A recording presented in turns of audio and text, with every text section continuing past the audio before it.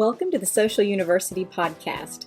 We are so glad you're joining us today because we want to help business owners, entrepreneurs, and people just like you who want to build their business online. Listen, if we can do it, you can do it. So let's go.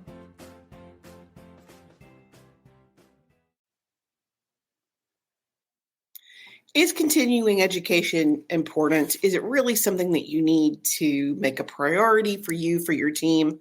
We're going to talk about that today. I'm Karen Terradas with Social U, and I want to talk about the importance of continuing education, not just for you, but for your team as well.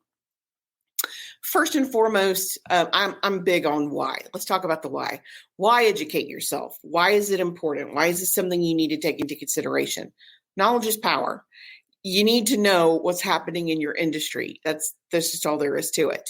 It helps you to build a strong network and connections when you learn from others. If you have an opportunity to learn in person, I made a connection at a training breakfast pre-COVID that actually ended up being a great connection post-COVID. It happens. It happens. It also lets you establish yourself as the expert. People are much more likely to listen to you and take what you have to say into consideration if you're viewed as the expert. And that is impossible if you don't know what's happening in your industry. So you definitely need to keep up to date with all of that stuff. It allows you to establish, to generate new skills and techniques and stay current. It gives you new product and services. I know based on new skills, I know it does for us. We are constantly trying to learn and evolve and come up with new stuff. It allows us to, and if social media platforms change the rules constantly. So if I don't know what's going on with the algorithm on Facebook, how am I supposed to help you with your algorithm? That's just the way it is. So it allows you to offer new opportunities. So if we're learning how to offer email services or lead generators, and I go learn how to do a 3 to 5 part email and ClickFunnels, which of course we can do, it's now a service I can offer to our client base. It makes sense. And of course, when you have new services and skills, you can charge more. So these are super important reasons for you personally to continue your education. But why does it matter if your team continues their education? Why do you need to educate your team? And I hear this a lot. I hear employers who talk about, hey, it's Lisa, continuing education allows you to continue to position yourself as the expert 100%. It is so critically important to maintain your knowledge so that you're seen as the expert. People don't pay big bucks to someone who kind of knows what's going on. They want to talk to the expert. So why does it matter? And I have two team members in particular that are all about learning new things. Jason's one of them. He loves to learn new stuff, and he's one of the best researchers we've ever had. So it really does matter. Why does it matter for your team? Well, and I hear this a lot. Let me go back to that. I hear a lot. Well, I'll pay for training for one of my team members and they'll quit. Why? Are you that bad to work for that they're trying to educate themselves enough to get away from you? That is not a good sign for your organization and for your the way that you maintain things. If your team's happy, education is a perk and it's not a method for escape. So yeah, it's important for you to maintain your team's education. Find out what your team wants to learn and what skills your industry needs, and then let your team be that great resource for you. It shows your commitment to your team members. It gives you much better performing employees. It helps with long-term retention. My folks I keep them. Most of my team's been with me for years and years because I try to make this as positive an environment as possible, and continuing education is one of those things that we offer. It impacts your company culture tremendously. I want my company culture to be positive. I want the overall experience for everyone to be positive. It helps so much easier succession planning. It is so much easier for one of our folks to step in and take over. A good example, one of our team members is on vacation this week, and I have a second team member that knows exactly how to do what the first team member knows how to do, because I'm a firm believer in continuing education. And again, it allows for higher profit. When you know what you're doing and you have a capable team, it allows you to charge more and therefore turn a higher profit. So it makes sense to me not only to educate yourself, but educate your team. And because I love free resources, it's one of my favorite things in the world. I want to talk to you about 3 categories of free resources, specifically video and webinars, podcasts, and then books. So that if there's something that you're interested in, you can definitely take a look at those free things first. I like free stuff.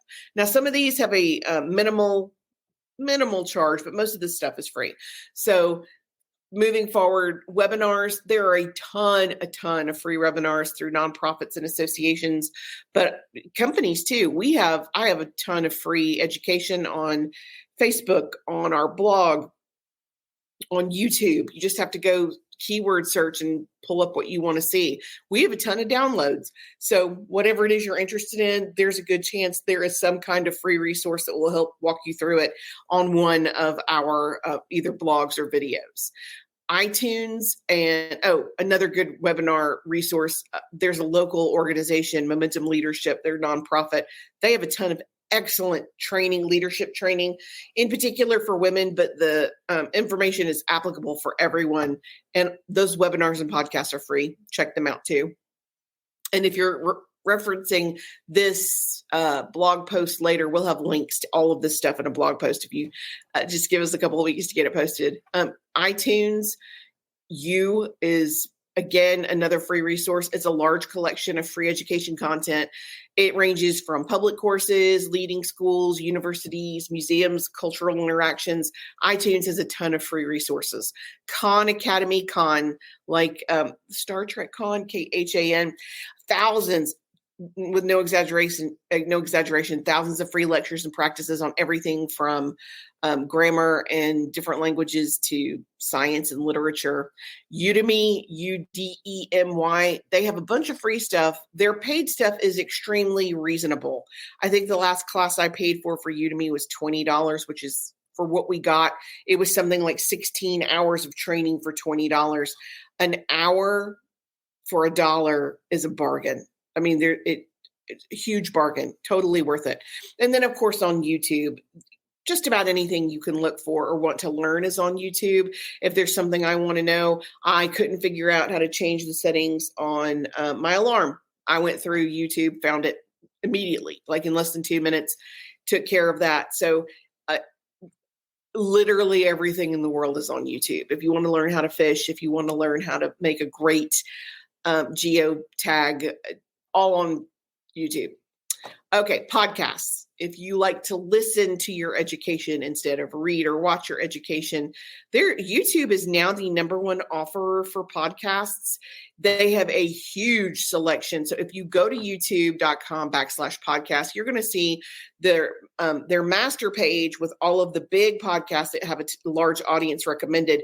But you have smaller podcasters that are on there that are amazing. You just have to go through and look for the keyword that you want and then move forward. Ton of really great podcasts on YouTube. We have a podcast. It has more than probably 50 podcasts now. So just great information. Some of my favorites. I love Donald Miller. I am a StoryBrand girl. I love StoryBrand. I think it's super effective. It's something that we not only believe in, but we practice on the daily with our clients and ourselves. His podcast, Marketing Made Simple, and his other podcast, Business Made Simple, excellent. All about how to grow as a small business owner, how to grow as an entrepreneur. Seth Godin, he's the author of The Purple Cow, which is another one of my favorites. He has a great marketing podcast, and he does his in very small pieces. A lot of people can't do an hour at a time. They can do 10 minutes, but an hour is overwhelming. So if you want little, small, manageable, bite-sized pieces, Seth Godin's the way to go. Gary Vee also does smaller experiences. Some of his podcasts are 5 minutes. He is R-rated for adult audiences only. He is not safe for work. That's just his personality. If that is offensive to you, skip that one for sure. But a lot of the information is outstanding. And he is also an author. I think I've read everything he's ever done. Just really good. He has some of the best information, and he's one of the founders in using social media to promote your business. He did it years ago before people even realized that you could do it. He's one of the first big YouTubers. So very interesting information there. Pat Flynn, Smart Passive Income. He is literally the granddaddy of membership sites. he started a lot of that pay for information or gated information. And weirdly, almost all his stuff is free. He of course, he does have information that's not free, but he has a ton of free resources. Amy Porterfield, she's a marketing person, Marketing Made Simple. Her stuff's great, and she has some of the best guests on her podcast because she has a very large audience. She was with Tony Robbins in her former life. She has a lot of connections. So those guests on her podcast are really, really outstanding. Totally worth the listen. How I Built This with Guy Raz. It's one of my favorites. If you want to find out, and one of my favorite stories on there is Chicken Salad Chick. You talk about driven. That woman was driven. She got it done.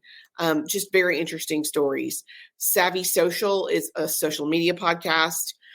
Build Your Tribe is all about Instagram and how to grow on Instagram, which is just maybe magic, specifically a talent. And then Momentum Matters podcast. Again, I think Momentum is a tremendous resource, and their podcast is amazing. Blogs are another resource if that's something that interests you. People absorb information in different ways. Some want to listen, some want to watch, and some want to read. And I want to make sure we cover at least a few options for each of those people. So, of course, I'm going to say us again. We have hundreds, with no exaggeration, hundreds of blogs. Social Media Examiner is our number one go-to resource for social media information. Now, pros and cons. They cover everything from the leading social media experts. So if the actual person, Michael Stelzner, it's his baby, if he's not the expert, he will have the expert come in and write the blog or have the expert interviewed on the podcast to make sure you're getting the best information. The only con I would say is sometimes because this is geared for social media managers, some of this information can be a little bit technical, just a little bit. So if you're looking for something that's a little simpler or easier to absorb, Hootsuite is an excellent blog resource. They have some of the best information. Hootsuite, HOOTSUITE. Again, some of the best social media and marketing information that's available.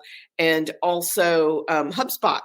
Again, a great tool. If you are an organization that wants to keep up with your analytics and schedule through one hub, that's exactly why they call themselves that. They make everything available at one time. So you can log in and see everything at a glance. You have your dashboard on HubSpot. You can schedule through HubSpot and it keeps up with all your analytics. These are some of my favorite resources. I'm happy to list more. If you guys are interested in some other resources as well, please let me know. We are coming up on the end of the month, which is shocking to me because January seemed to last for about 50 days. And now all of a sudden we're in March, just like that. February flew by for me. Next month, we are going to talk about email, all about email. We're going to talk about why you need an email list. We're going to talk about big rewards, even if your list is small, how to build that list and grow your community. We're going to talk about how to get your email opened. That's one of the biggest sins I see is people go to all this time and effort to send to their email list, and then they send it with a subject line that people won't respond to. So we're going to talk about subject lines.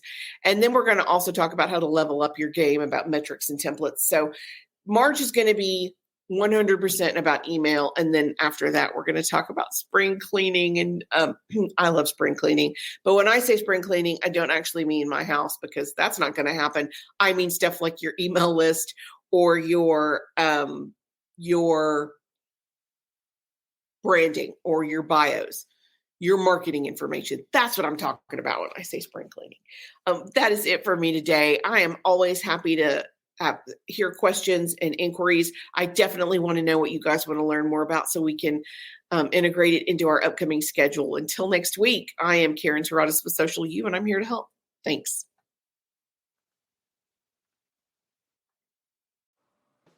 Thanks for joining us for the Social University podcast. We hope you enjoyed it. Be sure to follow us on all of our social media at Stay Social U. That's the letter U. And we will talk to you next week. Remember, you've got this.